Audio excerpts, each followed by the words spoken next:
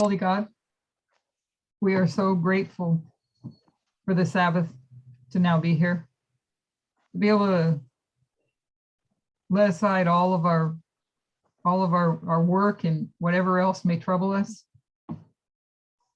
to enter into rest with you, to fellowship with one another, to study your word. We thank you for bringing us through the week. And we ask you to bless our studies tonight, bless our ears to hear, and our minds to understand. And we ask for a double portion of your spirit on this blessed Sabbath day. We thank you and we praise you for all our blessings. We praise you for your grace in our lives. We ask all this in Jesus' name. Amen. Amen.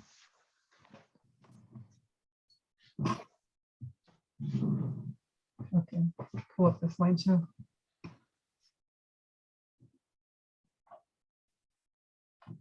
Okay. So I think you can all see it, right? This was September 2019. Germany, I believe. Yeah, Germany. Camp meeting. So through the studies that have been built upon all through the year, we've been able to teach more and more firmly that the test for our dispensation is conspiracy theories at the base, racism and sexism. Conspiracy theories aside, it's racism and sexism that are the two issues of discrimination that we have identified through parable methodology, line upon line, compare and contrast, internal, external, our different methods. So I want to deal first with the issue of racism. You turn to the book of Genesis and we're going to discuss our common parents. Everyone here has a common set of parents. Those parents were equal, but there was a sin in the family. Because of that sin, inequality was introduced. And our common parents, who are they? And she says, they answered Adam and Eve. And she says, it depends on your story. We're not talking about Adam and Eve. We're talking about Noah, our common parents. We all go back to Noah and his wife and his 3 sons. I don't know if anybody remembers a long time ago when I did that little bit of a study on breaking down the geography of the 3, Seth, Ham, and Japheth, and then going on into the sons and where the sons all divided up. That was an interesting study. So Genesis 9:18, I'm going to paraphrase because of the quantity of material we need to get through. So build this model in your mind. The earth was wicked. It was destroyed with a flood. And there is a creation of a new earth. So you have a new earth and common parents. Paraphrasing Genesis 9:18 to 28. You have Noah and 3 sons. It says in verse 18, but there's a grandson already introducing him. Noah's son is Ham and the grandson is Kanan. Noah plants a vineyard. He gets drunk. Ham comes in and finds him naked and tells his brothers. The brothers respond with respect. Noah wakes up from his drunken stupor and knows what Ham has done. Verse 25, he said, cursed be Canaan, a slave will he be to his brothers. Blessed be Shem, Canaan will be his slave. God will bless Japheth, and Canaan will be his slave. So there's a new earth, and there's equality, then equal beings, one sins, and there's a curse on Canaan. And this is a story about one common family. Does anybody have any understanding on, she mentioned it once, but never went into it, about one day going into what it meant with Noah getting drunk and Ham coming in and doing what he did? Does anybody have understanding on that?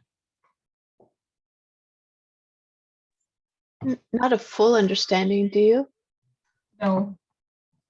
I seem to have read somewhere that, Ham Ham, his personality was he was pretty vile, Yeah, and that passed on, and he was taught there, his grandson or his son learned it, Kanan, and it was because of the perpetuation of that sin and the magnification of it that it was basically, we understand it to be prophetic, that he knew that Kanan would end up being a slave, but it wasn't Kanan himself. I think it was like 2 generations later that it actually came about. So Kanan never became a slave, but the descendants of Kanan did. And I'm sure it was probably in the 3rd and 4th generation from there, because that's yeah. when everything happens. I always wondered, how did Noah know?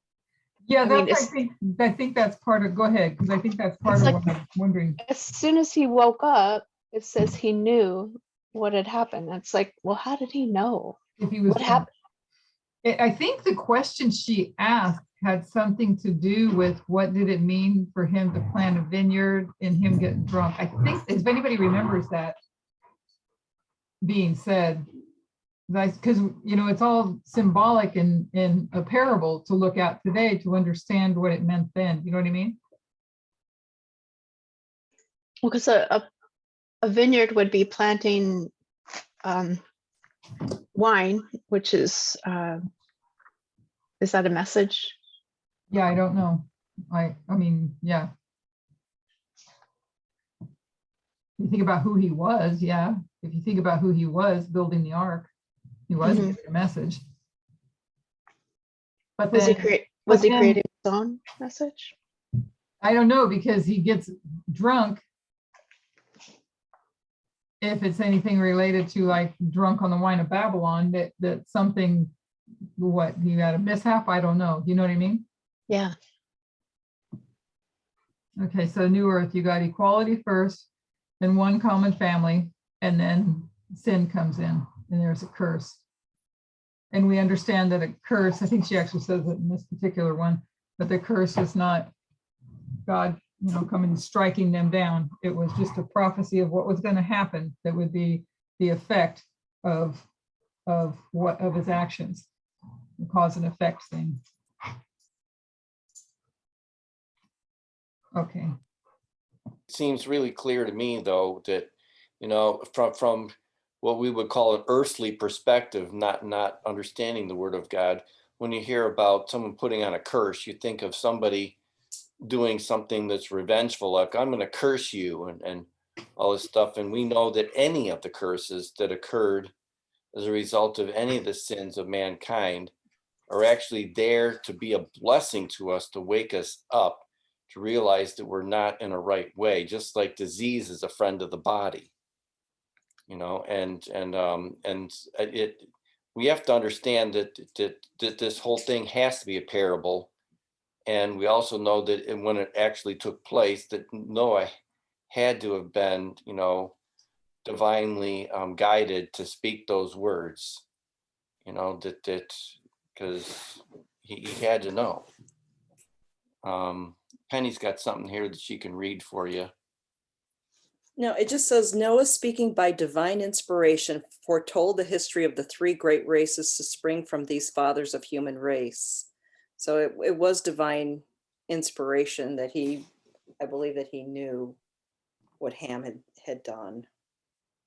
What did it mean that he got drunk? Was he drunk on new wine, or was he drunk on something wrong? I don't know. I mean, Yeah. The story doesn't tell us, but I guess if we actually studied the parable, that the guy can help to reveal to us, the deeper meaning behind it, what he intends for us to learn.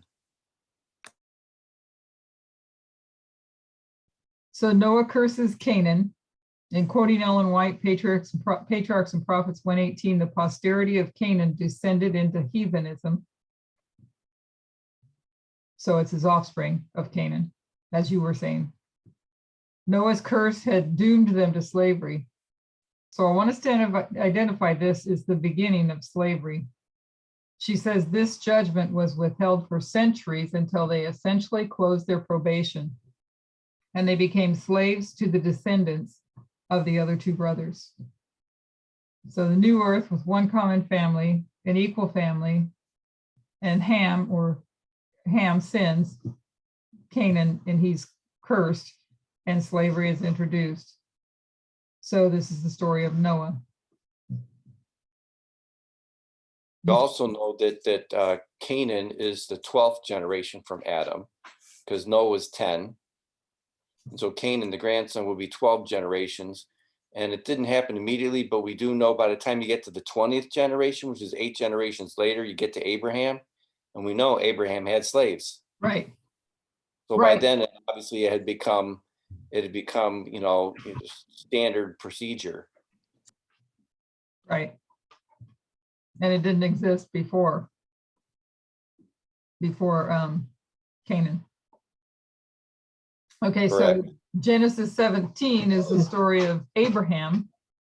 Verse 23, Abraham took Ishmael, his son, and he's going to circumcise them, and he's going to circumcise all those born in his household and all those bought with his money. Abraham owns slaves. He buys and sells people. Abraham is a slave owner, and he's going to circumcise those born in his house and those bought with his money, whether they want it or not. They are slaves and they don't have a choice. And I'll start reading from a secular book written in 1864. This book is written by the South in the Civil War. They're laying out their Bible arguments to defend their slavery. They say the curse pronounced by God through Noah had no limitations. It was perpetual. It extended from generation to generation. And then you see, go from Noah to Abraham. Abraham is the father of the faithful, the friend of God, and a slave owner. Some born in his house or bought with his money. And that's the story of Abraham, or that is Abraham. So he's a slave owner, and you have slavery come in here.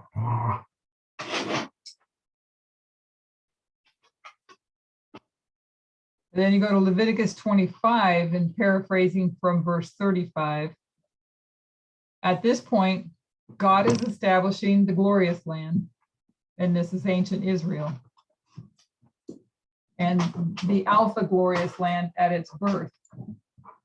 Paraphrasing from verse 35, God is going to tell them how you treat poor Israelite brethren.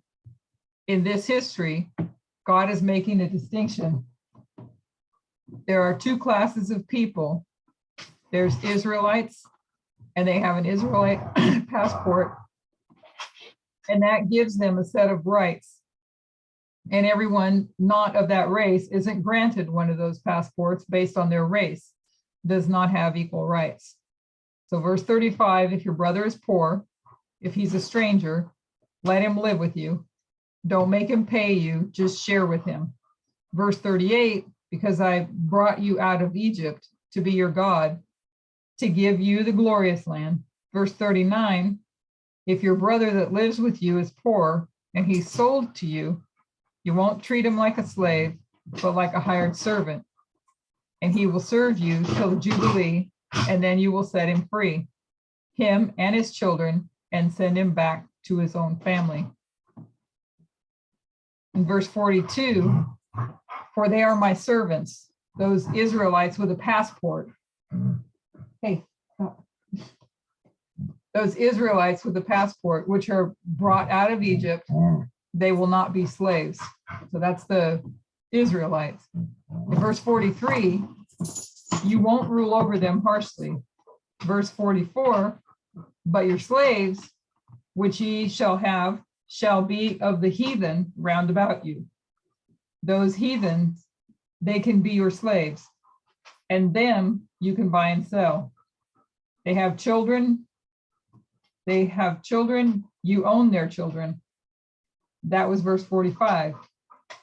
Verse 46, when you die, your children take your slaves because they will be your slaves forever. An Israelite will not be treated harshly, but no criteria of how you treat someone who does not have a glorious land passport. So just making the distinction there between the Israelites and the heathen, both may be the slaves. I think the heathen are the slaves, sorry. The heathen are the slaves.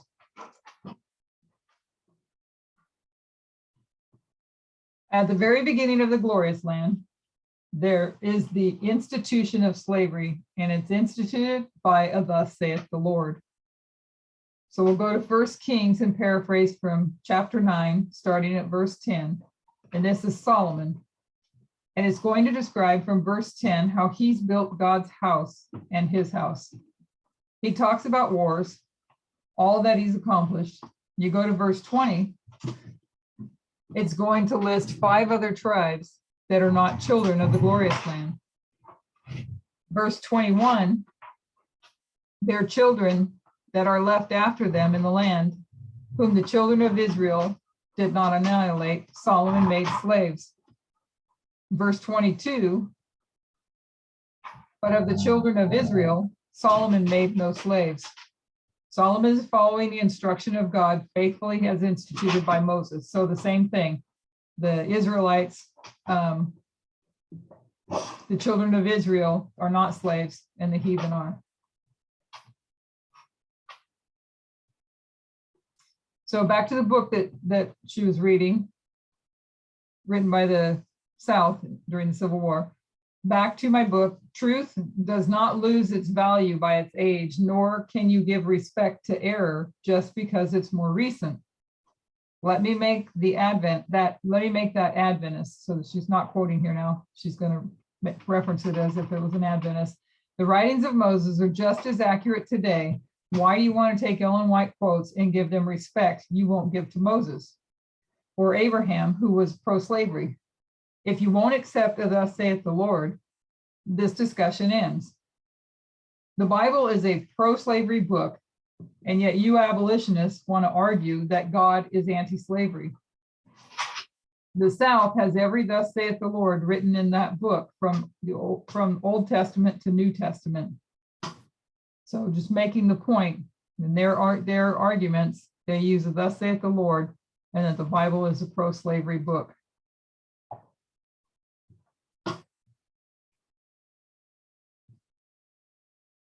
So go to the book of Philemon.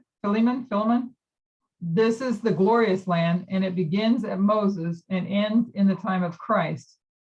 And then this is the history. This is the history, the Alpha glorious land. So you have, this is the Alpha glorious land, the whole history. And then we divide it into a beginning and an end. So you have an Alpha and Omega in here, Moses and then the time of Christ. It begins in the time of Moses, the Alpha history, and it's going to end in the time of Christ. So here you have the first Advent.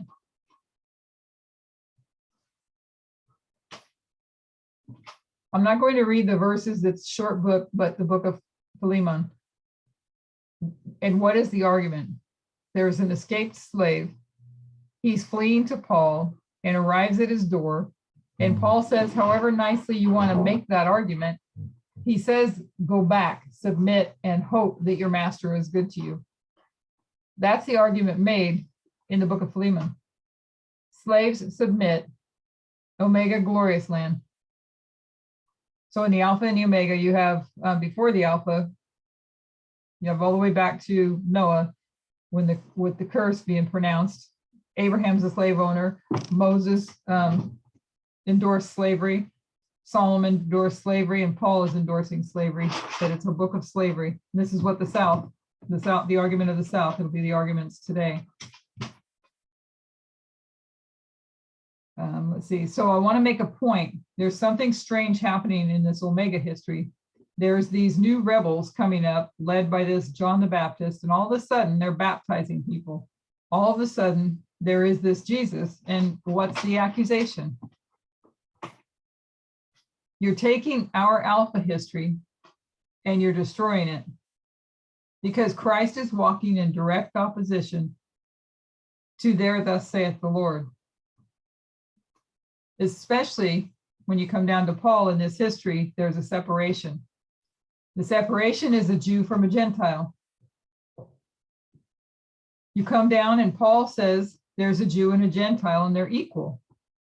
There's no distinction, no special rights, no Israelite nation. All those good conservative Pharisees say you are breaking apart our Alpha history. You're in violation of our quotes, our thus saith the Lord. There's a mentality here among the Pharisees. That mentality, remove it from actions or even anything visible. Just understand the concept. They are a special nation and they're going to preserve it or conserve it. Their special identity as Israelite. They are good conservatives and they have every quote on their side. So the Pharisees stand on the same side as, when it comes to Jew and Gentile, they stand on the side that one is slavery and one is slave and one is servant. Don't know if I said that right. I think you know what I meant. That there would be a distinction between Jew and Gentile. Quoting from the book, this is someone speaking sarcastically. You're going to say that the Bible is incomplete. If you want to argue against slavery, doesn't it seem strange that in a book this big, this is somebody writing in the book, this is writing in that book written during the time of Civil War. Doesn't it seem strange that in a book this big, there's not made room for one short sentence saying slavery is wrong? That's all that's needed. 3 words in the whole book. And the question would have been enough. It would have been answered. It would not have made this book much larger, but it's not there. So there's nothing in the Bible to say that slavery is wrong. So remember this, Moses to the history of Christ, all through this history, you have Old Testament and New Testament. No statement that slavery is wrong. It's a pronouncement of God in Kanan, and Ellen White makes it clear it came from God. The father of Israel, the father of us all, was a slave owner. The Alpha Glorious Land instituted it as God instructed. And in the New Testament, there's no statement to change that. Now you come to another glorious land, and it's been 1,260 years. Now in this movement, what we like to do is cut lines, study line upon line. So do that now. God's people have been persecuted. They come out. God is going to open up the glorious land for them. The problem is it's populated, so what do they have to do? They do genocide. They kill all the natives and then bring in slavery. That's here at Moses, right? So line upon line, come into this history. They're persecuted. They come out of the 1260 to the new glorious land.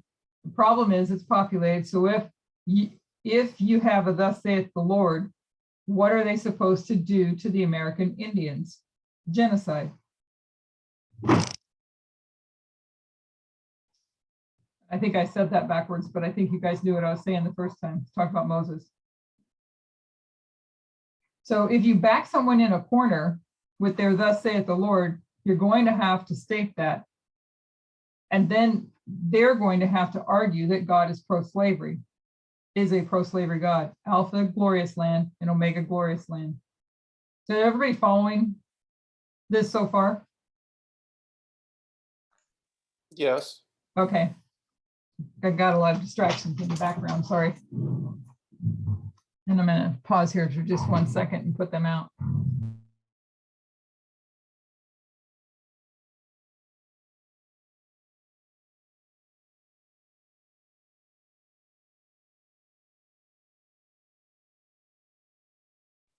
Okay, sorry about that.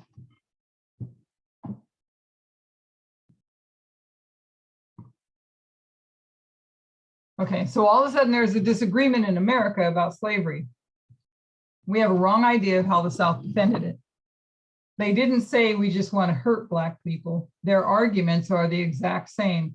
You can trace it as the religious right do today.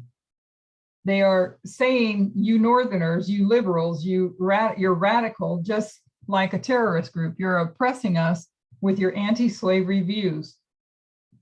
We can back our concepts up with science. This is better for Black people. They phrase their arguments as freedom of belief, freedom of speech. The language is almost identical. So they come to the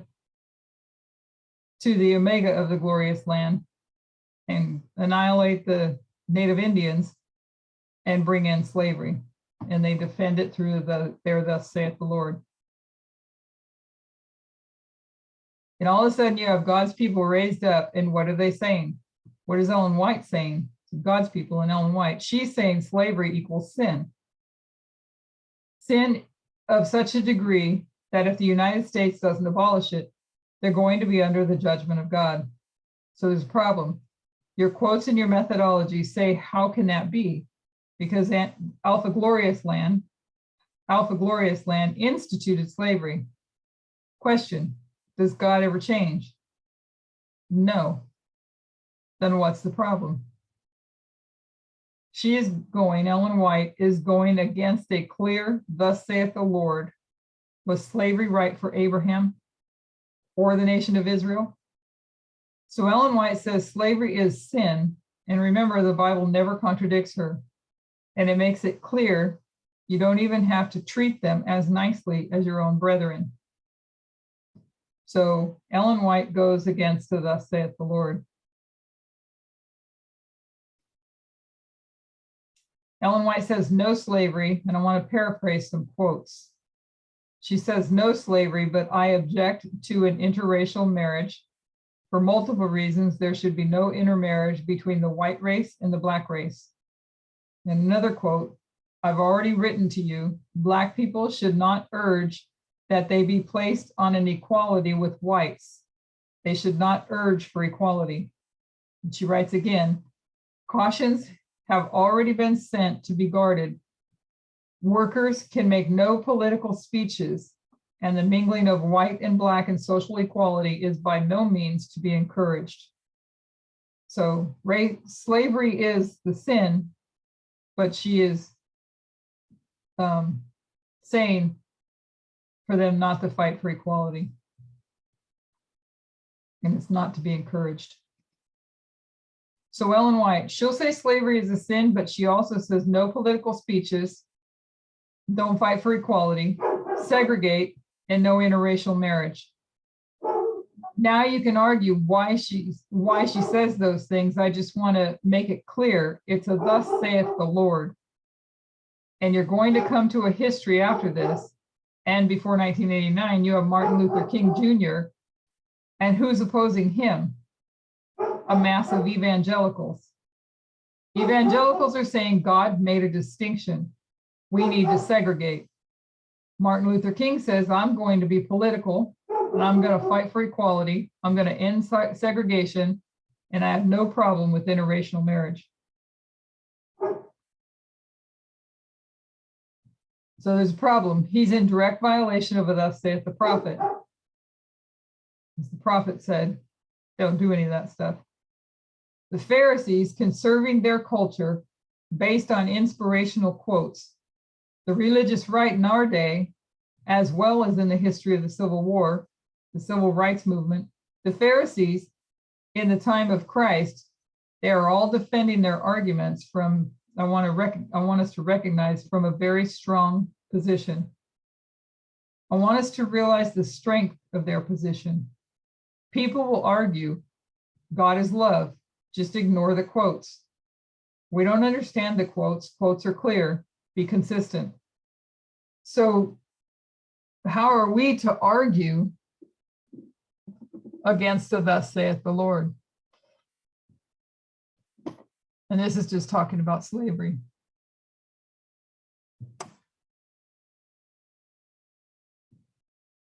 If we cut our line, the Alpha Glorious Land and the Omega Glorious Land, can't you just understand? Can't you understand why the South is confused? And when we come to the Civil Rights Movement, we would want to argue that this movement is going against inspiration. We should be against Martin Luther King. We should be going with what Ellen White said. And yet we come into our dispensation, she says, no political speeches, to put black and white on equality. Come to our history, and there's a black president who's the leader of the free world all day and every day, making political speeches. And this movement says he was the right choice as president. the last hope that America had. We say in this movement, no segregation and yes to intermarriage. So we are clear, this movement, as it sits right now at an international camp meeting without segregation, is in direct violation of a thus saith the Lord. We need to understand that point.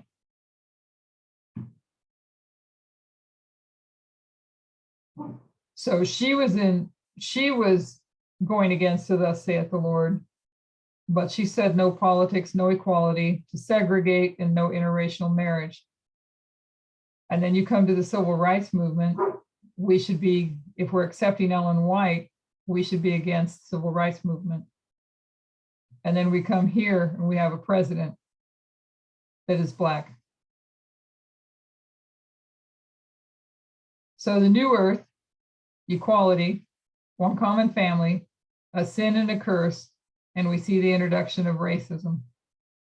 We know that Abraham was a friend of God, the father of the faithful, and a slave owner. The Alpha Glorious land, instituted by God, separated by Jew and Gentile, from Gentile. Solomon fulfilling God's instructions with slavery. The first advent, there's this new group. The Pharisees don't know what to do with them because the Pharisees are going to go to them with all their quotes of Moses, and Jesus just sidesteps. He doesn't answer their quotes. He drives them crazy when he won't answer their quotes. He dodges the question and the quote, and he just gives them another parable. But they don't want parables, they want quotes. But even in this history, where they are breaking down the walls between Jew and Gentile, there's no statement that slavery is wrong. The Omega Glorious land, you come to the United States, and I hope no one here thinks that America was right to massacre American Indians. Just understand that if you want to believe that, you can defend it. And they have they have slavery. So you can defend what they did here to destroy the Indians and have slavery. All of a sudden, the prophet says, I don't care about holding New Testament. I'm not sure what I might have messed up on here. I don't care about holding New Testament. Slavery is sin. Where is she getting that from? But she says segregation, don't fight for equality, no interracial marriage.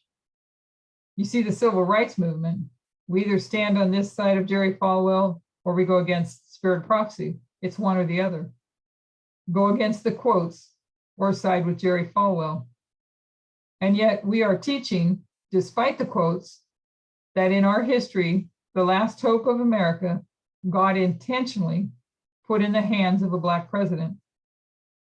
We refuse to follow Ellen White's counsel and segregate our camp meetings because this line is not a cut line, it's a journey from new earth to new earth.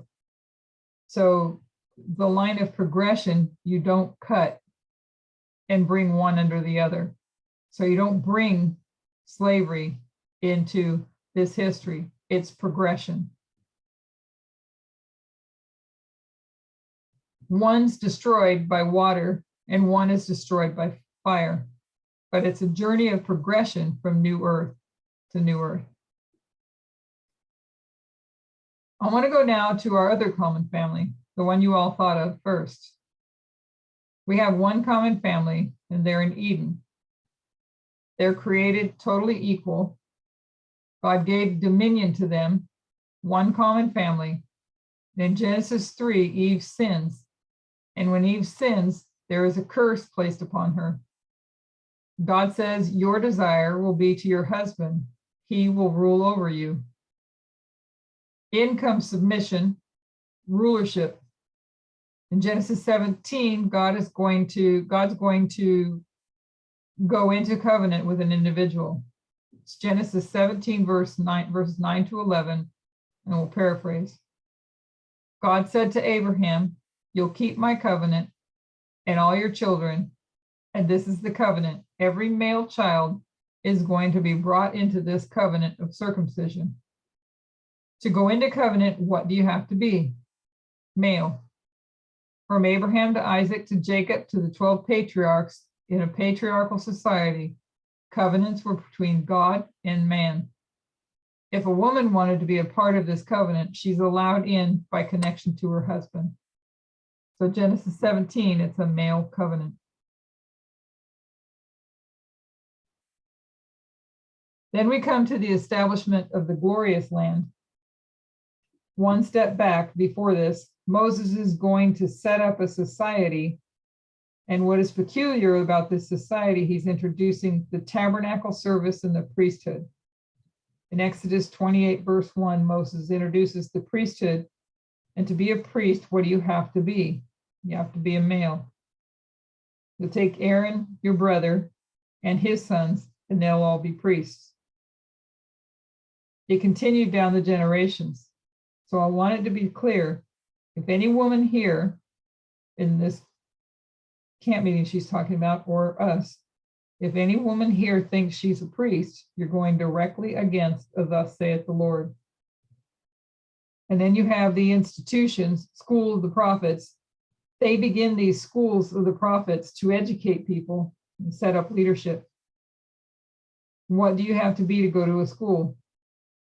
In Patriarchs and Prophets, page 593, Samuel gathered together companies of young men called sons of the prophets. So you had to be male. So I wanted to be clear, if any ministry here is admitting women, you're going against a thus saith the Lord. And then you have this nation establish kings or rulership. And to rule Israel, what is expected? You have to be male. Only a male can be a legitimate king. This is the Alpha glorious land.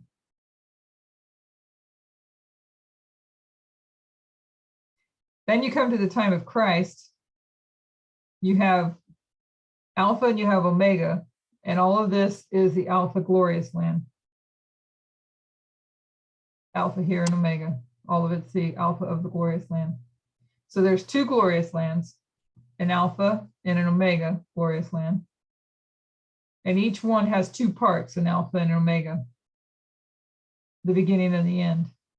The first advent, this radical reformer, John the Baptist, is raised up and he starts bringing people into covenant relationship through baptism in Acts 8:12.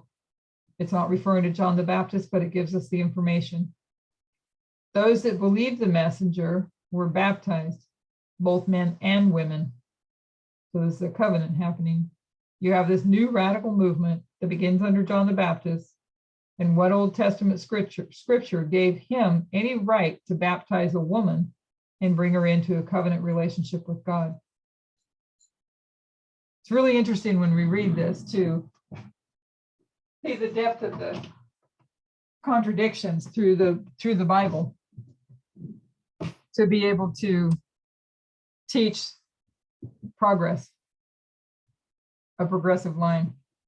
And I was talking the other night about the Christians that believe that, and I think it's the evangelicals, that there are many that believe that there's a distinction between the God of the Old Testament and the God of the New Testament. They see them being different. And the God of the Old Testament was this mean tyrant that went in and destroyed all his enemies and separated them out, made them slaves and all that. And that was all okay. But when you come to the New Testament, you have Jesus and he's not doing any of that. And so you have people that like either the New Testament or the Old Testament. Seems to me that the evangelicals of the far right really like that God of the Old Testament because he comes in and conquers and destroys, which seems to be what they want to do, is conquer and destroy. And then there's those that like the God of the New Testament because he doesn't do any of that. But I always think about how Jesus said that, don't you know that when you've seen me, you've seen the Father? So when you're looking at, it should be a really good lesson for us all, I think, as we continue to grow an understanding of using parables, that if Jesus is saying, when you've seen me, you've seen the Father, but your view of the Father in the Old Testament is different than Jesus, it should tell us that we must have something we don't understand. And instead, people pick one or the other.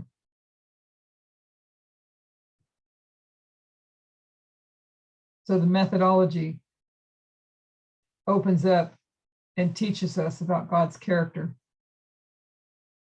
And then in that, we can see that none of this was God's doing. It was cause and effect to the circumstances of what happened. So you won't find a quote that allows him to do that. You will find many to indicate that he shouldn't. Now women are entering into covenant, but then again, you have Paul, and what is Paul going to say? Wives, women in the church, submit. We have the 1260 years before a new movement is raised up. There's an increase of knowledge. And what prophet does God give us? He gives us a woman. So Ellen White is going to argue, they encourage women to lead. They are to teach. They are to receive equal pay. She makes statements. We are going to set up Bible schools, just like the School of the Prophets. They need to be run by God-honoring men and women. Ellen White's work was revolutionary. But what else does she say? She's also going to argue, don't get involved in politics. Don't fight for the right to vote. Submit to your husband and be happy with your role. So the two lines with Ellen White here: submit, don't get involved in politics, don't try to vote. But you can teach and run schools, God-honoring women, men and women. So we can see, when we understand it through the methodology, the line of progression and why Ellen White said the things that she did, and why some of those things still stayed the way they were. Because it was one progressive line in going to come to equality, true equality. In this history, soon after Ellen White, you have a movement rise up that starts fighting using a political voice to argue for equality. You can call that feminism. And we could say, we have said, and we do say, that that is wrong. There's a problem. If you're going to say that's wrong, make sure that you treat the civil rights movement in the exact same way. But instead, we want to be inconsistent and choose the thus saith the Lord only when it suits our agenda.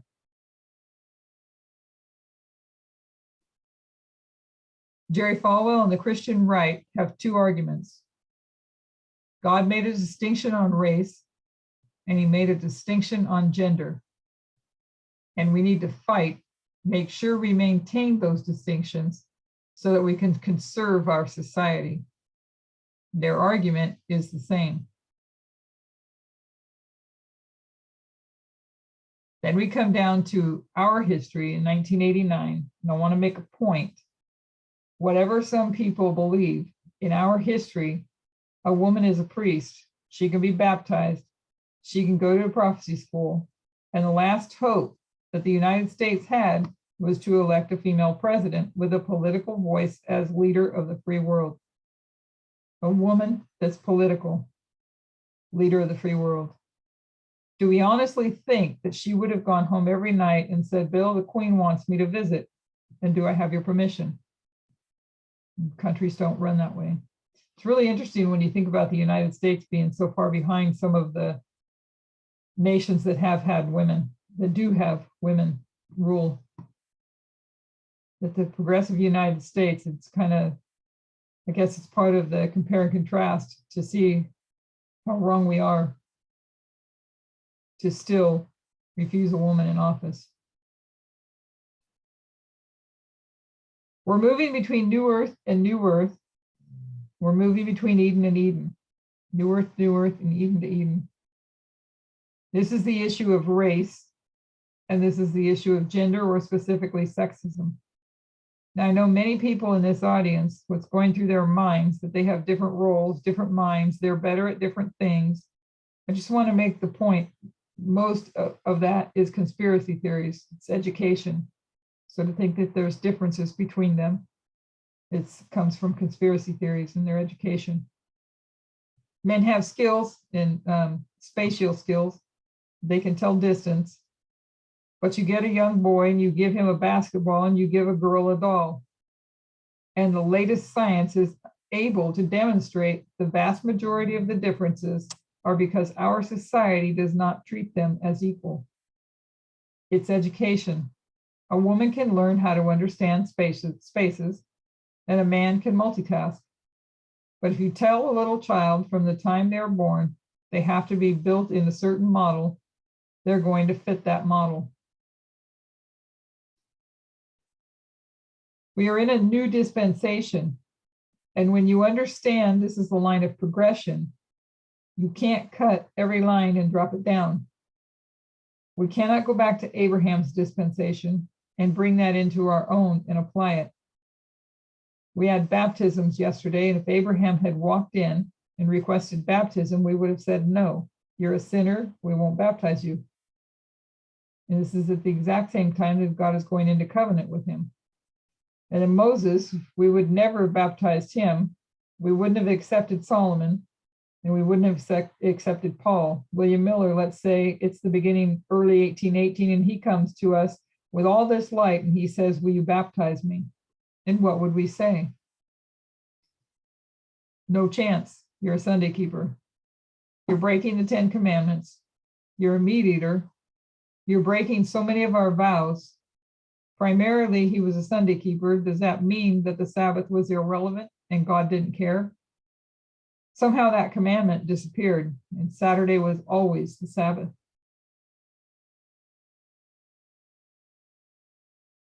What we have is the introduction of sin and then a progressive restoration.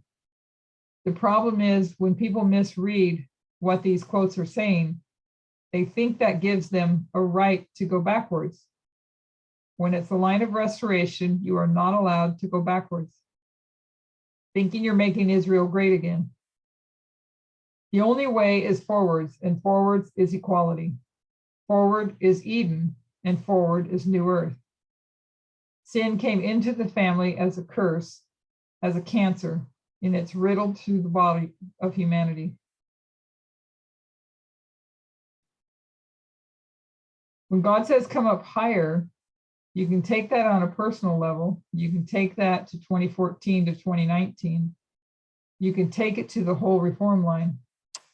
But when God says come up higher, you can apply that to 6,000 years of history. And the bar that we have to cross is not that of Moses or Abraham or even Ellen White. We are not in Moses' dispensation, but many of us live as if we're in Ellen White's dispensation. And what happened to the people in the time of Christ that were trying to live as they were in Moses' dispensation?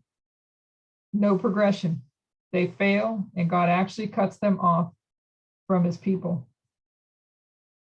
So Jesus comes and actually starts with John the Baptist, and then Jesus comes and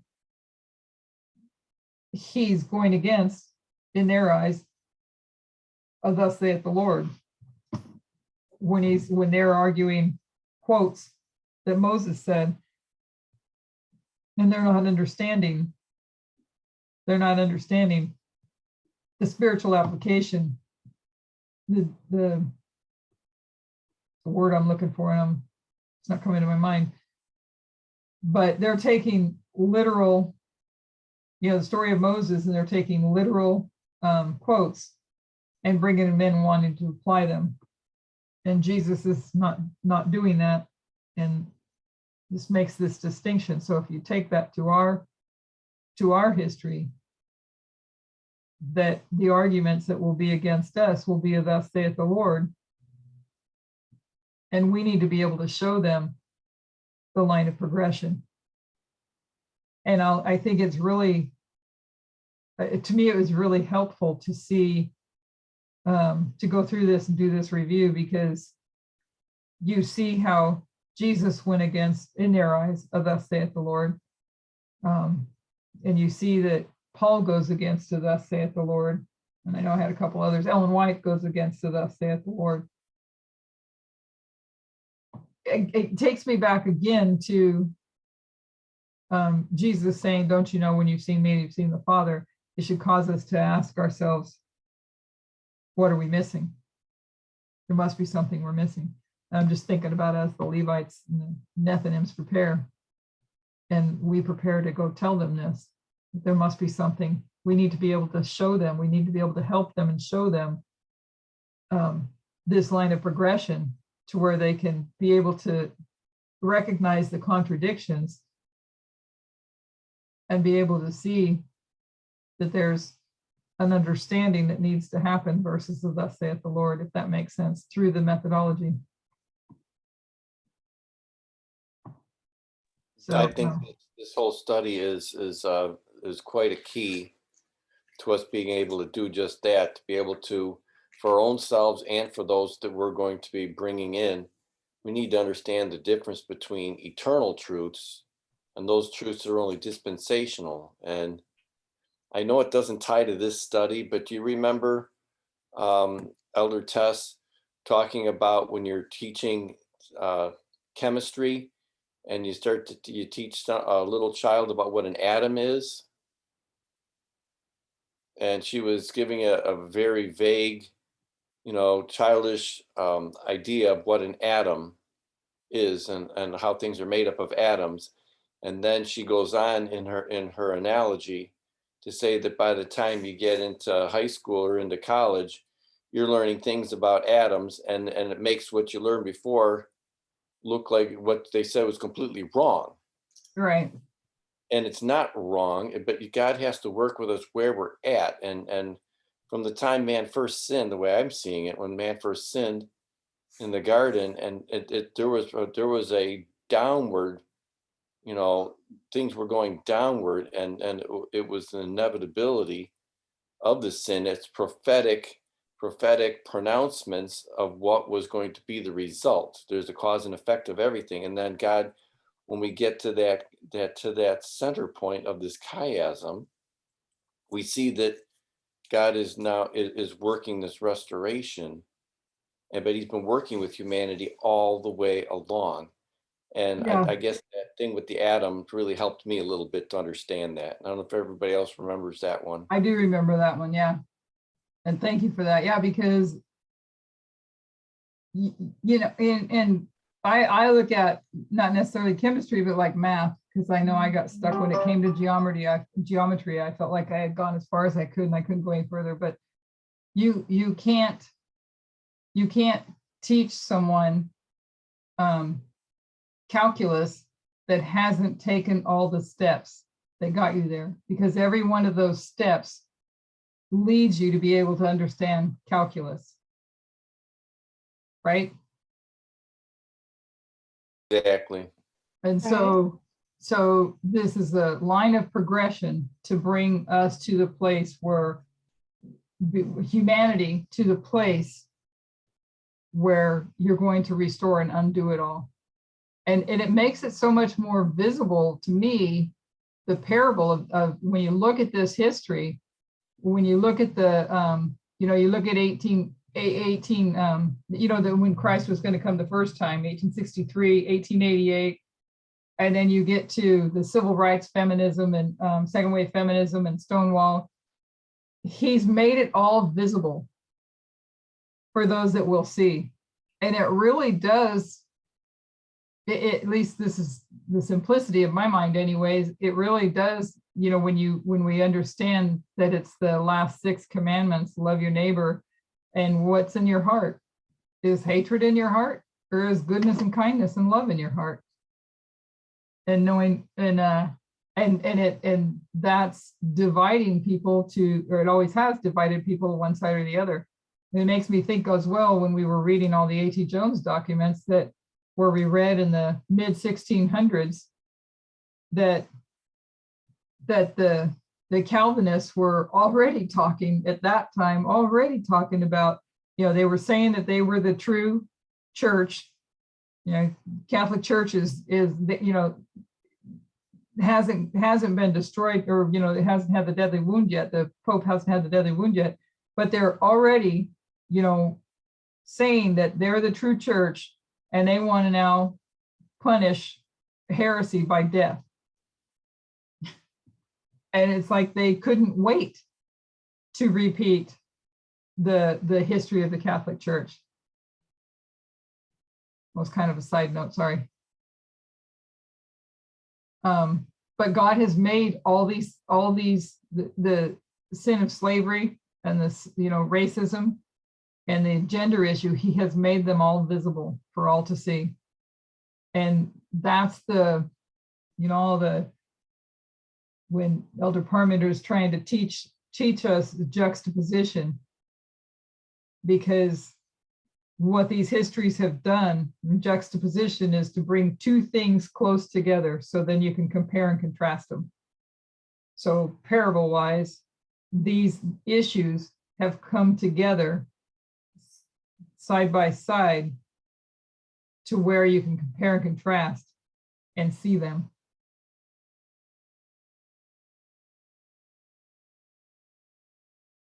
And then you take that to the agricultural model in the reform line and trace the events through there. And you can see how it is. It's kind of interesting that, I don't know, it's popped into my head, but kind of part of the sea. It divided the people, right? It divided the people. In Ellen White's history, God is already preparing his people for the changes that need to be made. 3 people are given visions. You have Hazen Foss, and he's a white man. You have William Foy, he's a black man. And then you have Ellen White, she's a woman. And which 2 were faithful? The black man and the woman. He chooses William Foy before slavery was ever abolished. He's looking down from heaven thinking, I have a very important message.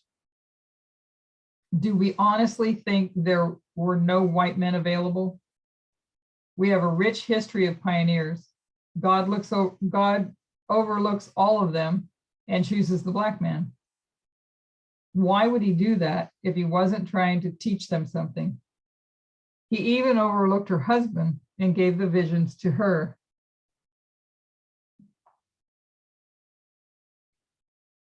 In our history, you have Trump, Obama, Clinton. On an external level, Obama and Clinton, they were the safety. Why would God do that?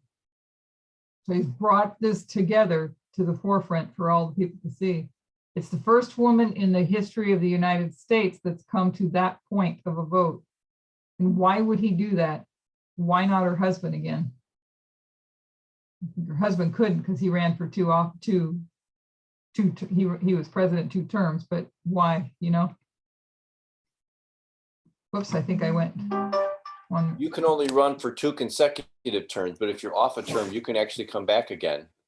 In Russia, but not here in the United States. I don't know about that. Yes, you can. It's just you can't come 2 consecutive terms. He can run again in 2024. I don't think so. But Yeah.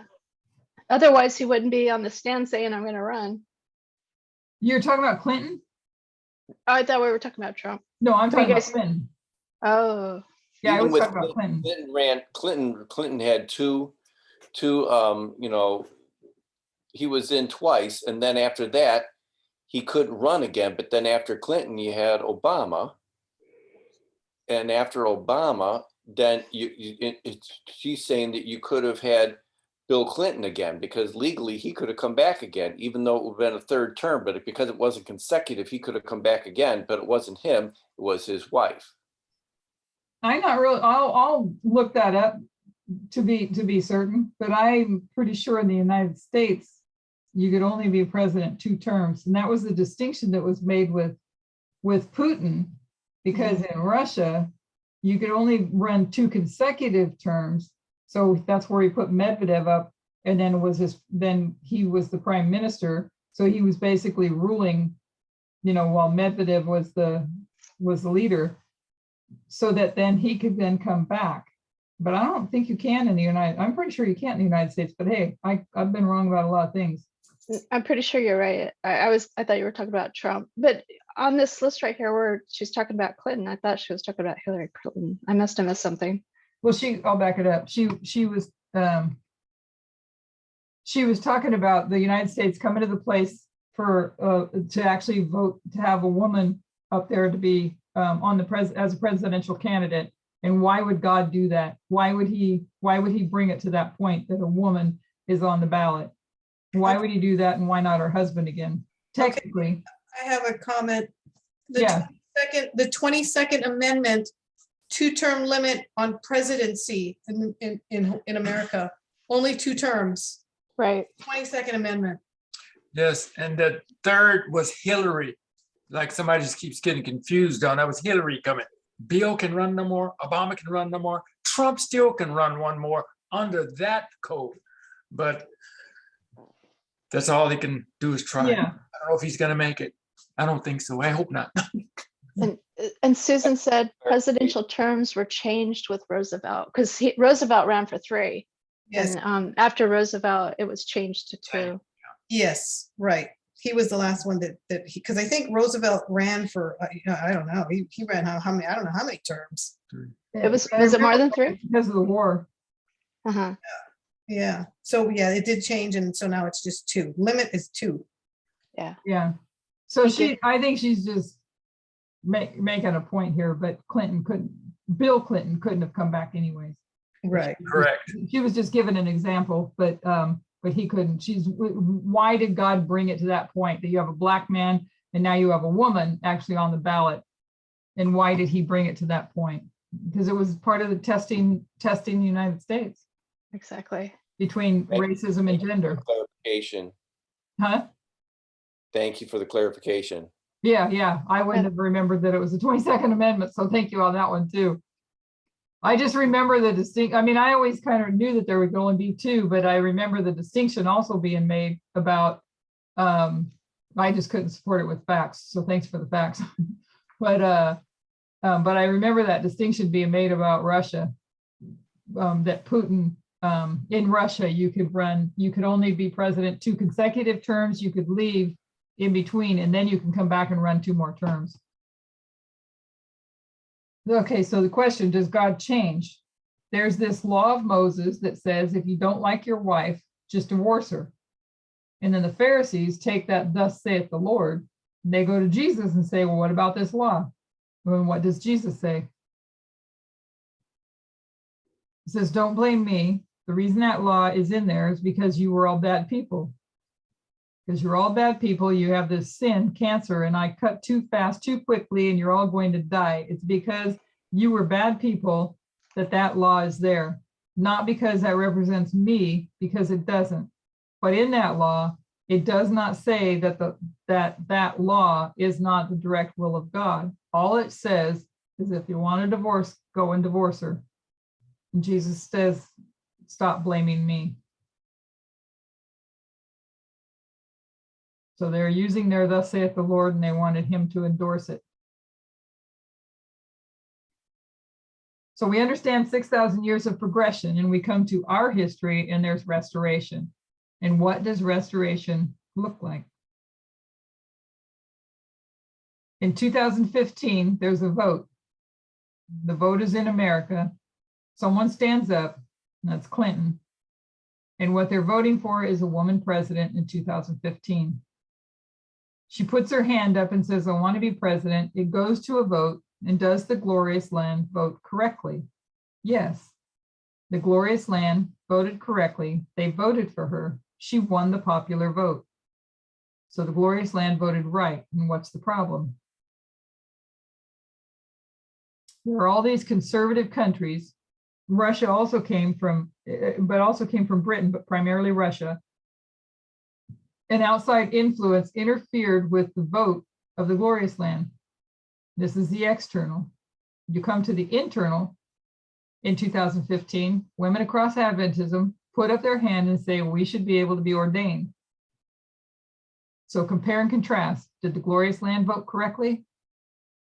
And are you going off your feeling, off your Adventist conspiracy theories, off your thus saith the Lord, or methodology? Because I can assure you, if you won't follow methodology, your time in this movement is limited. In fact, I don't know why you're here, because you should be owning slaves. The glorious land voted correctly in what stopped it: the conservative nations. In October last year, the message came. Already embedded in that message were conspiracy theories, Fox News, sexism, and racism. When it was presented, what was the response? It was not good. People think it was good because the date, November 9, was accepted. The date's not the test. I've named the 3 tests. Conspiracy theories were presented and failed. Then race. Those present who endorsed this study were called European socialists, and that's nationalism. That's failure.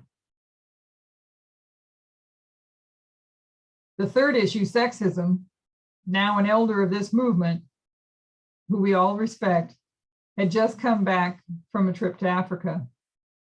And in certain African countries where there is this culture that a wife sits at the feet of her husband, she doesn't speak, that she submits. All that concept came back from Africa right in the middle of the Midnight Cry message. And it's presented from the front in a relatively positive light. Like we have something to learn from Africa and how they treat women. At the very least, we need to respect that culture and accept it. So this was taught at the same time the Midnight Cry was given. So there's 3 tests, all come at the Midnight Cry message, and none passed at that point in time. It made this section here reminded me, it made me think of, it was in Millerite history, probably somebody else can remember it better than I did. But there were, I want to say it was Exeter. Was it at Exeter where there was, there's a camp meeting and maybe I have my history wrong, but there was a message, the true message being presented, and not far was the false message being presented. I don't know if anybody remembers what I'm talking about. Yeah, that was Exeter. It was Exeter, that's what I thought. That's kind of interesting, huh? That you have him coming back from Africa and talking about respecting their culture and how the women are to submit. We can go to another quote that says, to be an elder, you must be the husband of one wife and treat your family right. What's the criteria to be an elder? You must be male. So question, what's the criteria to enter into covenant? If you want to thus saith the Lord from this history, that says only a male can be an elder. If you like your thus saith the Lord's, then take all of them and be consistent. But if you won't, then realize your position. A couple of final points before we close. Ellen White speaks of the curse of Kanan. She says this was a prophetic curse that doomed them to slavery. So what's a prophetic curse? We read curse and we think God got a rod and beat his people with it, beat their innocent children, their innocent grandchildren. I would suggest that's the wrong definition of a curse. A curse is a prophecy, and a prophecy is just a statement that I know what is coming. God is saying, I know what's going to happen now. I know what's in your future, and it's not good. This is not God getting a rod and saying that the descendants of Ham who are innocent of his sin are all going to be punished by him. A curse is a negative prophecy. Pause right there. Yeah. So earlier when we were talking about Abraham and Ham, someone asked the question, was this curse conditional? But I didn't see it until now. And this is a good time to bring it up. So this curse, hopefully Elder Tess just explained that it wasn't conditional because it wasn't an actual curse. It was a prophecy, basically. And so she was saying, if you do this, this is what's going to happen. So it wasn't a conditional curse. It was just telling them, okay, you're vile, and because of that, your children are going to end up being slaves. I hope Yeah. that answers that question. It would be the effect of what. Yeah. Yeah. And he's just letting him know, I know what's going to happen. You know, if you go back to Adam and Eve, it's to me, it's really easy now to see with Adam and Eve that that she sins, right? And all the blame then is going to be put on her. And she's going to now be, you know, have to be watched over by her husband, because she's not, you know, the women are going to have to be watched over and by their husband, because they're not capable of taking care of themselves. They need a man to be, and you can just watch the development. I'm probably poorly saying that, but I think you guys maybe got the point. Maybe somebody can say it better than I did. But go ahead. The Bible says that it's a curse, but basically God is just prophesying what's going to happen. He's not really saying, okay, because you did this, I'm going to do that. He's saying, because you did this, this is what's going to happen. It's going to develop because of it. Because of what you did, cause and effect. Right. Right. And so then you take that and you see where the men developed the idea that they were the ones with power and the women were the weak ones, and the women were going to be submissive now to their husband. The man is going to take the power lead. When you pull back the telescope and look at the whole big picture and how she went through these histories and then taking it into the current, you know, to current in our time, it just made it easier to see. I'm thinking of when there's a particular study I'm got in my head and I can't come up with which one it was, but being able to show the development of it and about how it's all about power and all about control and dominance. And I wonder, because you know, they were both created equal. And so at that time, she was probably just as strong as Adam, right? But through time, because we've been told that we're not good enough, that we're not strong, that we're stupid, that you're the servant, that you've got to do this, that you've got to do that, that you're not good enough, that over time the women believe that and they just feel weak and stupid, and you know, and so I think it's like a self-fulfilling prophecy. When you keep getting told that, you start believing that, and you know, you become weaker because in your brain you think you are, not that you really are in reality. It's just the way you believe. So both sides just adapt to the circumstances. Yeah, in the way they've been taught. Yeah. Just like the gender construct, where boys like pink, blue and girls like pink. Well, that's not really true. It's just the way we've been taught. Right. And you just fit the mold. Yeah. And so we believe it because that's what we've been told. Right. Right. I'd like to add a point here. If you look back at Genesis, I mean, it wasn't the first curse, but one of the curses that God did, it actually says right in the King James that God cursed the ground for man's sake. Yes. So the curses are not designed to be the way we look at curses. Curses are a cause and effect. God sees the sin. He knows where we're heading, and he's letting us know what he's done. But I look at what God did when we read what he did with nature. Nature used to be a perfect reflection of everything, and as soon as man sinned, we know God altered nature. And I think that's part of the same thing. When he cursed the ground, it's meaning the same thing. And so, and the reason God did that, I see, is so that mankind, it almost begs the question for us to take a wide angle view of everything. Yeah. And not at it myopically. And that's one point. But the other point is that it helps us to realize that, you know, God is doing all this stuff for our own good, because if he didn't, then, you know, every single person, because we live in this world, we can look out at nature, you know, and we look at different things and we see that there's a problem. And so God's helping us to see our sin problem so that we do something about it, you know? Yeah. I always thought also, and maybe somebody can help me if I'm wrong here, when it came to, I mean, they had to tend the garden, right? But Yeah. but it wasn't, work wasn't to be this drudgery in Eden, if I understand correctly. Not before sin, it wasn't. Right, right. And then it became this drudgery, but there's a purpose for work. You know, and the Bible talks about it through, gives the principle throughout, I think it's in Proverbs a lot too, about, you know, being idle. Right. It's not good to be idle. I'm poorly paraphrasing, but the theme is there, that it's not good to be idle. And so there's something about work that is actually beneficial to I don't know that I have the finger on the right thing to say, but the work is beneficial to our growth and development, and not just growth and development, but our mindset. I don't know if that's the right word either. Maybe somebody else, maybe if somebody understands what I'm saying, maybe a better way to say it.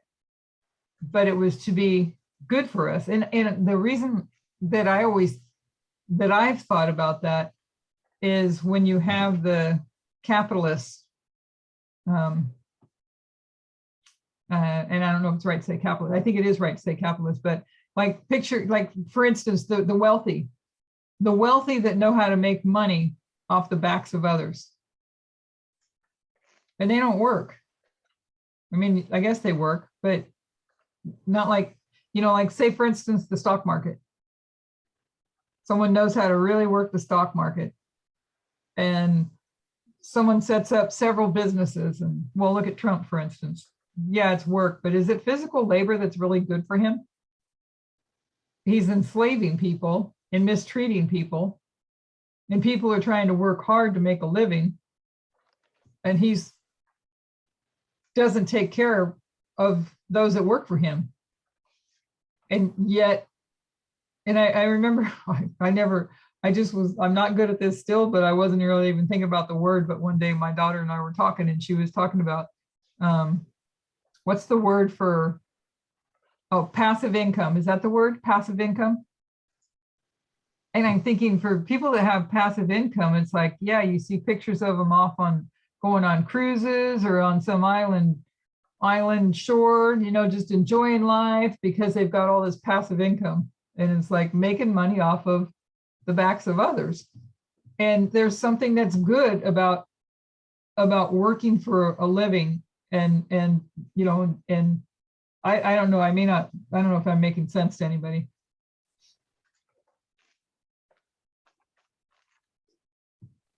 I guess not, huh? Oh, well, there's a lot of, No, well, you're making sense. yeah, there's verses that talk about idleness. Yeah. I think it's Ecclesiastes 10:18. By much slothfulness, the building decayeth, and through idleness of the hands, the house droppeth through. And Yeah. I can't remember, I can't find the one that says something about idleness is Satan's sandbox, but I can't remember how that workshop. I think that's in the Spirit of Prophecy. is it. Okay. I think it's his Okay. workshop. It says it's his workshop or something. Okay. So there was just a benefit to humanity to have to work. And It's in the Ten Commandments. say that again. I say it's in the Ten Commandments. Work. Yeah. The fourth commandment, 6 days to work. Yeah. Yeah. That's what it is. And I think God's it's saying you need to work 6 days. yeah. And some might view Then you work. get your rest day. And some might view work as different. They might view their developing passive income, so they're making their money off the backs of others and going off on their and whatever. But it's destructive to the soul, I guess is what I'm trying to say. It can be destructive to the soul, because then you go into the verses of the root of money is the root of all evil, and you can never, you know, the people that can never have enough, and it just causes greed, more power, and so it can be very destructive to the soul for many reasons, it seems like, to not work.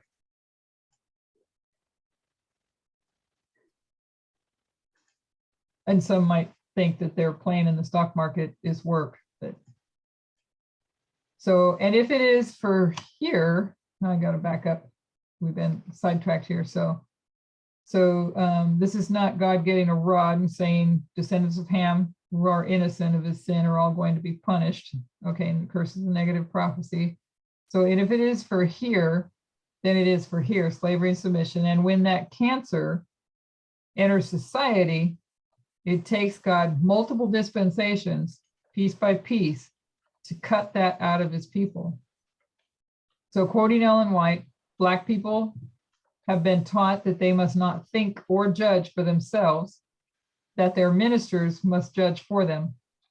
Because of this divine plan, this divine plan has been covered up. She says of the Black people, mind as well as body have been abused. The abuse was mental and physical. So switch it.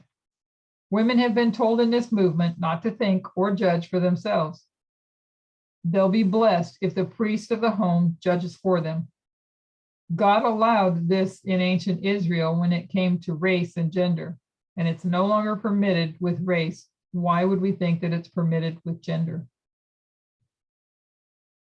Good point too, when you hear the presentations always emphasizing gender and you hear her say that people are complaining, you know, why are you still talking about sexism? Let's talk about racism, or let's talk about homophobia. Let's not talk about sexism.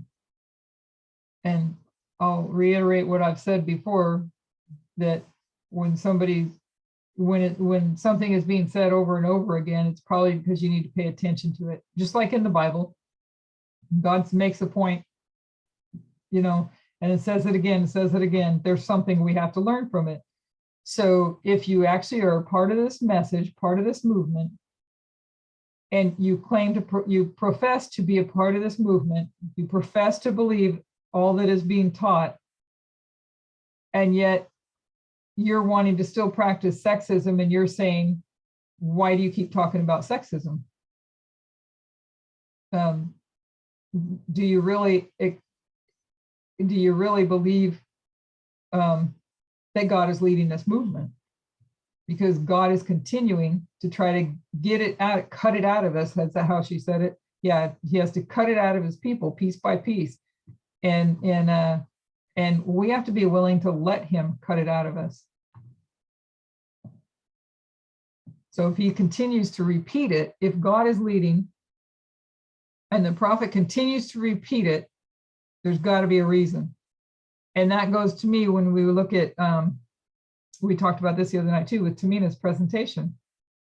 Are we examining ourselves? You know, when something is repeated over and over again, I know for me, it makes me stop and question myself. Am I doing this? Am I doing that? Am I doing something, you know, that I don't realize?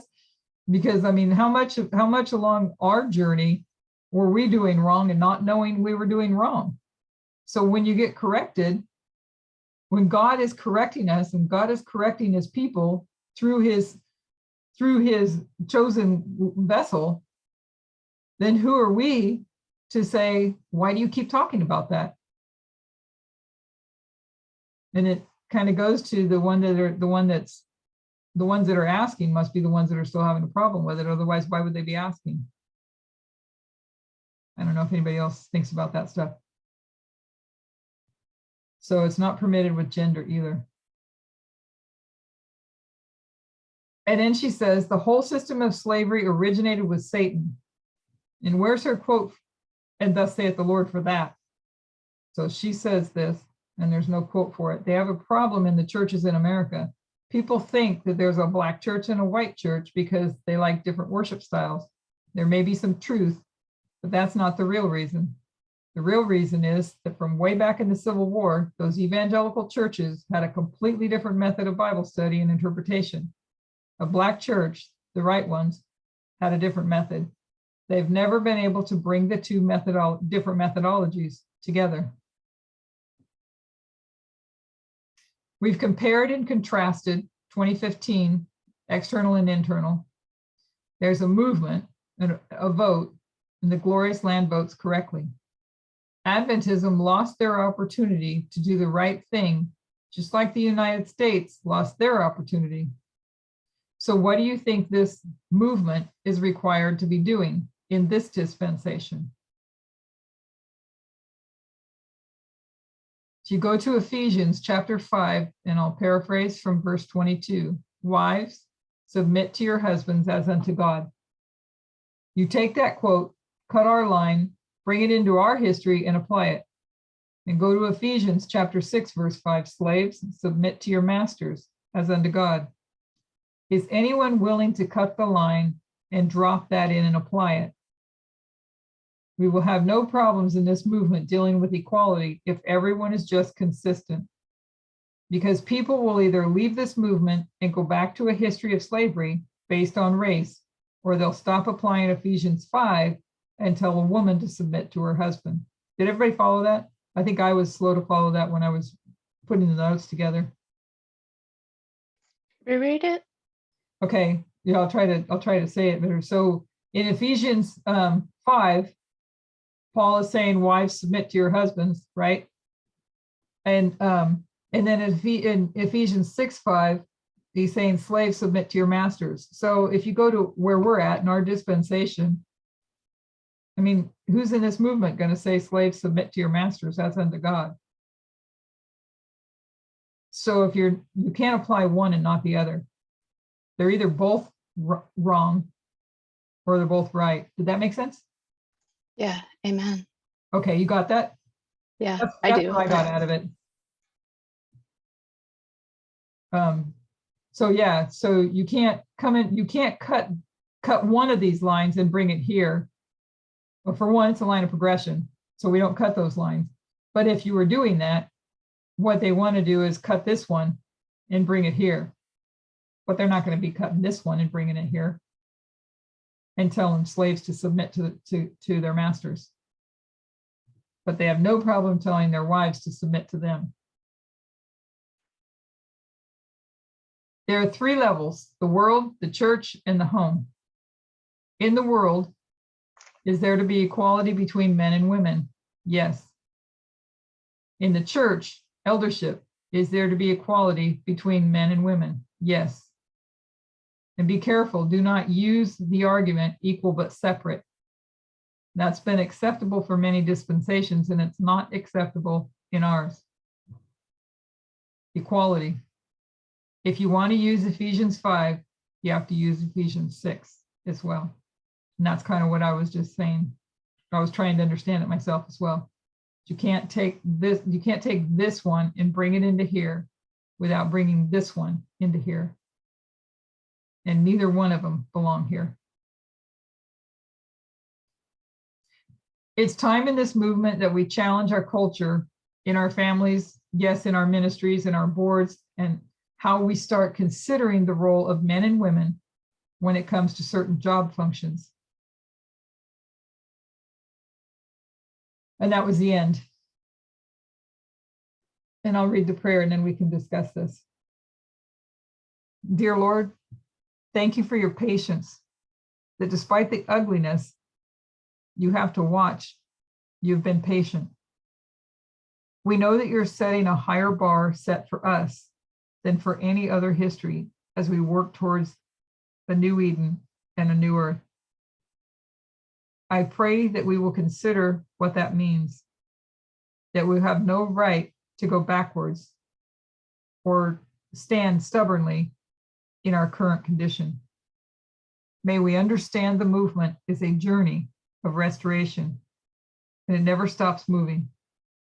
We pray that you'll lead us in these changes. In Jesus' name, amen. Amen. So there were two questions in the chat that I missed when we were going over it at the time of Noah. And so here are these two questions. What does it mean so Ham uncovered Noah's nakedness? And number two, so basically what Ham did was abusive to Noah, him being vile, him as in Ham being vile. So do we know exactly what it meant by he uncovered Noah's nakedness? I know when we've talked about it before, nakedness means sin, but yeah, those are all I don't think I phrased my question that way, but that's what I was thinking about too, with the comments that she made. And I don't remember where she made it. But it sounded like at one point in time, we're going to be shown what that means, because I was only talking about Noah being drunk and other things were talked about. But yeah, what did it mean? And I was thinking when she made that statement, and I don't know, but when she made that statement, to cover up his nakedness, what is nakedness in the Bible? You're without a covering, right? Yeah. And so his sin was revealed. I don't know that all the understanding of it, but sin was revealed, right? Yeah. And didn't she make a comment at one point where we could probably take all of it back to equality? So there was something in there about quality. I don't know. So he's drunk. He's in his tent, in his room, right? In his space.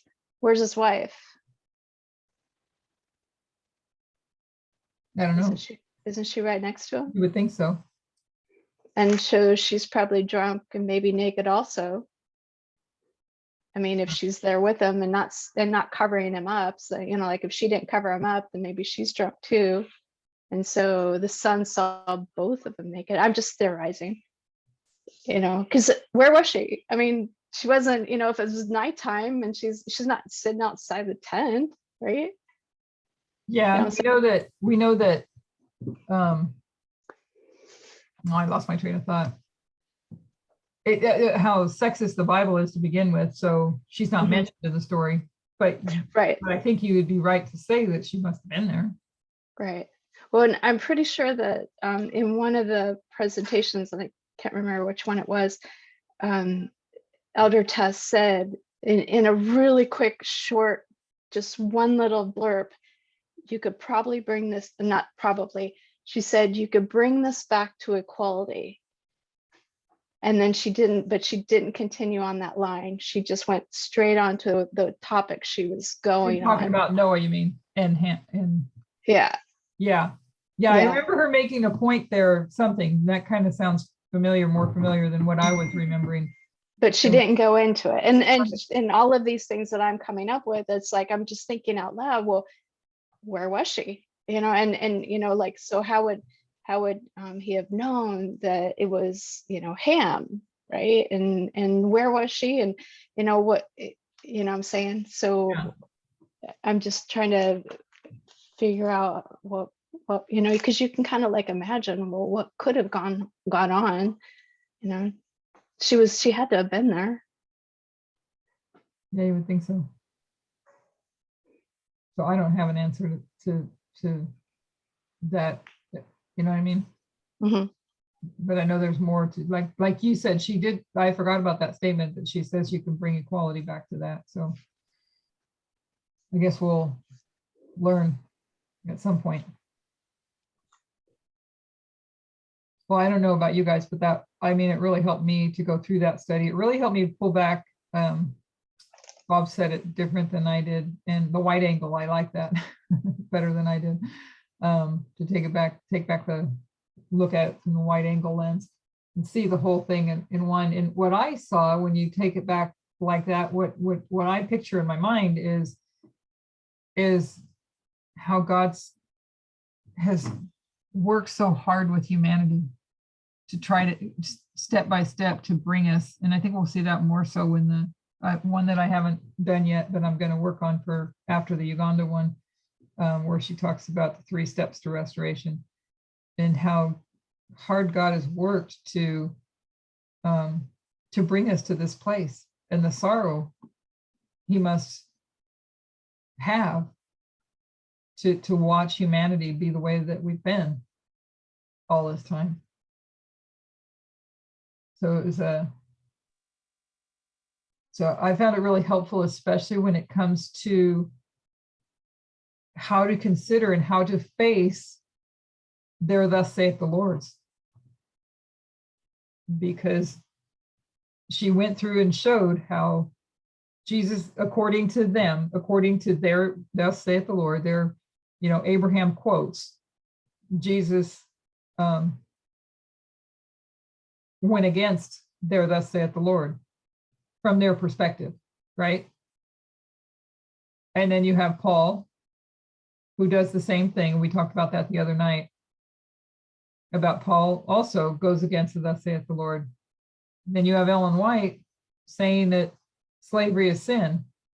Now that's something that maybe the Methodists aren't gonna, maybe at that point in time, maybe they will, I don't know, but at least for the Adventist church, that for those that believe in Ellen White, look at the Bible, and slavery is endorsed by a thus saith the Lord. It's never, as that book said, there's nowhere in the Bible that it say those words that slavery is wrong. And here's Ellen White saying slavery is sin. Ellen White is telling the Seventh-day Adventist Church that slavery is sin.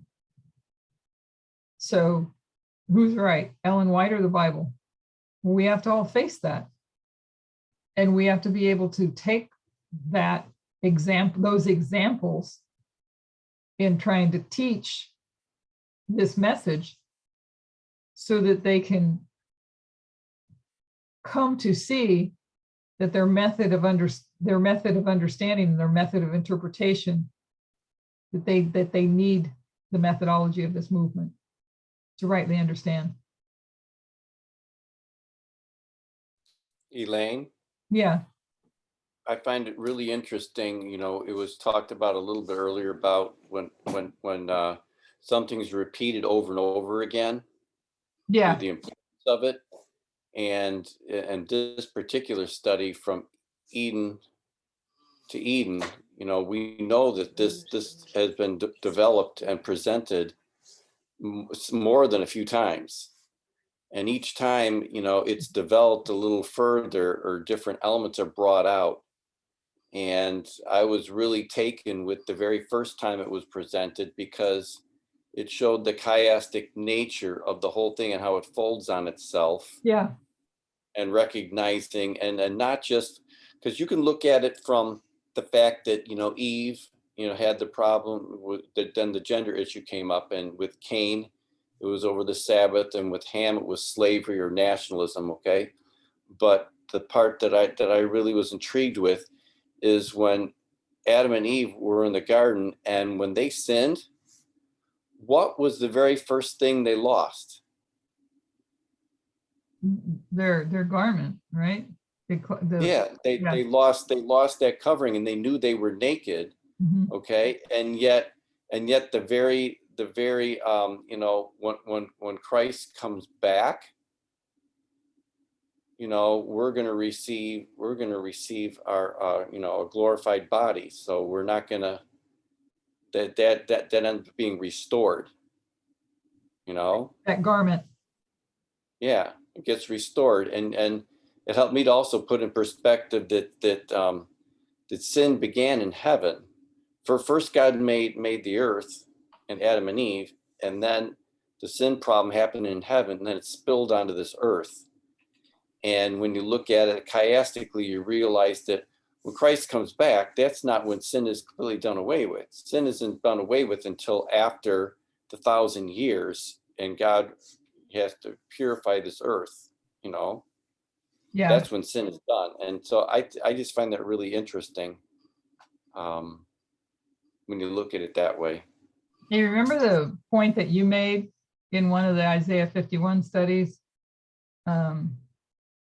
It was verse 5 or 6. And you brought up the point of the garment, the word garment actually being in the verse. And I hadn't really noticed that part of it, but that it was just defining even more so that righteousness and salvation being a garment, if I remember it right. But in Isaiah 52, verse 1, it says, awake, awake, put on thy strength, O Zion, put on thy beautiful garments, O Jerusalem. So that's repeating in large. So strength is these beautiful garments. And back into 51, those garments are righteousness and salvation. So if I understand correctly, then we put on those garments in this righteousness and salvation in this world, right? And then we'll get the garment that you're talking about that they had before sin. Amen. But we have to put on that garment now. The righteousness and salvation garment. Well, I really enjoyed the study, and really thankful for the Sabbath, and that God has opened up and given us this opportunity to be able to continue to study, even though hidden away. And I pray that we all really seek, as Tamina was showing, to examine ourselves. And when we hear things repeated, ask, hey, is this me? Is this me? You know, and we've had a really strong group, been blessed with a really strong group for a long time, and I'm very thankful for that. And I pray though that I always pray that we all endure whatever comes our way, and that we do actually have that strength that we'll need, especially when we are looking at the Supreme Court, for instance, what's going on in the Supreme Court in the Roe v. Wade. And it just seems very apparent where that's headed. And as we contemplate what we will be saying, I think it would be good for us to ask ourselves, am I ready for that? If I'm not, how do I get ready? And we've always known that we're going to be saying things that are against what the world believes, what the church believes. But now we're getting more down to the details of some of these things we're going to be saying. And imagine the Adventist world, even when it comes to abortion. And we're going to be fighting for the rights of the woman to choose. And we need to know how to have that argument. And we need to be able to understand that not everyone is going to agree with us. And it's going to be ugly. And are we ready for that? Yeah, you know, I was I don't know, reading an article or something, but about 80% of all these different states that are just biting at the bit to, Yeah. you know, to do the anti-abortion laws and things like that. Right. 80% are men in the legislatures. There's just so few women, that because there's a lot of women in Congress and even in the House and everything, and all of the support that's coming to ban abortion is all coming from 80% is all men. So it really is about power and control, and like we were talking about, you know, little women need their husbands and need men to run their lives because they just don't know what to do. And you got to keep them pregnant. Yep, keep them, you know, they're getting out of hand. They've been getting out of hand for the past 50 years. And we got to, you know, break. You got to slap that little woman's hand and put her back in her place. Yes, that's the mentality. That it really is the mentality in today. And gosh, it's in the Supreme Court. Yeah. Just despicable. But we know it's going to happen. It's going to happen like sooner than we thought. Yeah. Once that right is taken away from women, I mean, it's like a domino. Yeah. I mean, all these other rights. And the first thing I was thinking is we really do need to study the French Revolution, because I can see the French Revolution happening. And I can see the people of America becoming so angry and just bitter, and just because, you know, we've had so much freedom, and you know, all of the courts, you know, every single time an issue came to the courts, the Supreme Court, it's always to give more freedom. This will be the first time coming to a Supreme Court they're going to actually take away freedom. It's going to be unprecedented. Yeah, and they'll be doing it in the name of God. Yeah. Like with the French Revolution, they were their idea of God in the Bible was what the priests had taught them and told them that this is what it is and this is what you do, and they were fed up with it. And so now you have the far right gaining their position, their strength, their power, their strength, or gaining their position to topple everything. Yeah. And put God on the God of their, however you call it, the God of their understanding. Go ahead. Somebody gonna say something? Oh, yeah. What were you saying? I was just saying, God of understanding, and then Elaine says, understanding. Yeah.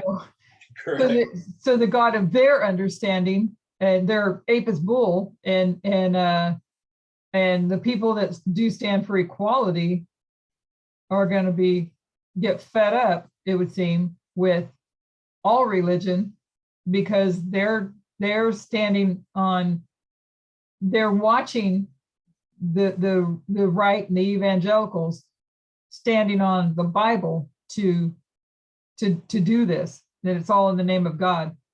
I think, yes, and I think it's actually going to be worse. I think what we're heading into is going to be worse than the French Revolution, because we have come from such a freedom and liberty for so many years that we Americans, or people in America, we've never seen not having rights and freedoms. This is going to be so foreign to people that I think there's just going to be just total chaos. I really do. Yeah, except the other side, the right, they're going to believe in their religious freedom. That's their religious. This is part of their religious freedom, and they're going to be fighting that this is because that's what they say. That's what they say in all their arguments, that it's about religious freedom. And the freedom what? The freedom to be what you say God is. No. And so, yeah, it's going to be quite the battle. And I pray for us all to really contemplate these things and remember what we've been studying in Isaiah 51 about how we have nothing to fear. And that even if they take our life, I mean, we look at the life of the disciples, even if they take our life, our physical life, what does it matter? Would you want to be, I always remember the story, maybe somebody remembers the name, but, and I know it wasn't Huss, but what was the name of the guy that recanted? And then he was imprisoned for his testimony. His testimony it was during the Reformation, his testimony was right. And then he recanted because he couldn't take what was, the punishment that was all going on. And then he felt so much guilt for recanting and went back. Maybe somebody remembers the guy's name, I can't remember it. And went, and then he said, however you want to say it, recanted twice, but he recanted from the truth that he had proclaimed. And then he felt so much guilt that he went back and took the stand for God. So much so that then they burned him at the stake. And he was the one that stuck his right hand out there, right hand or left hand, whichever one it was, because that was the hand that signed his recantation, and he wanted it to burn first. Right. That wasn't Tyndale, was it? Or No, it wasn't Tyndale. I know who you're talking about. It was after. Yeah, it's one of the forefathers. Yeah. But so so I just want us to all. It wasn't. I don't think it was Huss. Jackie's saying it was. I don't think it was Huss. It was.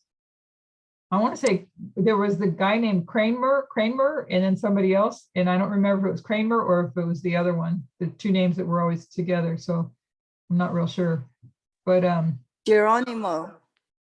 I don't think it was Geronimo. That's not the name I remember anyway. Jerome. Who? Us and Jerome. Jerome. Maybe. But my point was that we need to think on these things, and are we ready to give our life? What does Jesus say? Those who seek to save their life will lose it, and those who lose their life will save it. And we need to realize these things are really real, whatever comes our way. And are we ready to fight for true equality? Or with the word of God, with the methodology? Are we ready to do that? It's my prayer that we are, that we let nothing stop us, whatever it looks like. I think one of the biggest, I'm sorry. I think it was Thomas Kramer. Could be. Yeah, I think so. Okay. Go ahead, Francisco. one of the biggest inequalities that I see in the United States is the judicial. You just see two forms of justice, for those that have money and for those that don't. For example, that this gal that ran down Black Lives Matter protesters was given a plea deal for like 6 weeks of probation, and she ran down people, and if you drive a car into people, that's considered attempted murder. And because she either had pull with the justice system and money, and she can buy her way out, kind of thing. So it keeps popping up all the time, where if it's just like me and you, we don't have a prayer. Well, we're going to jail if we do that kind of thing. But then there's the privilege that that can call somebody or put in a word to, the Attorney General or anybody like that, and just get away with attempted murder. I mean, that They're with the things that they're doing, they're putting a license, giving people a license to be vigilantes. well, did you see that district attorney? She ended up getting arrested today. The gal that oversaw the Aubrey case. I didn't hear that. Yeah, she got arrested today because she had improprieties. Because she knew the guy that was involved in it, the older one. He was an investigator for her at one point, so she knew him, and she slowed down the process where they weren't getting arrested. It took them almost 2 months before they even went out and arrested him for murder.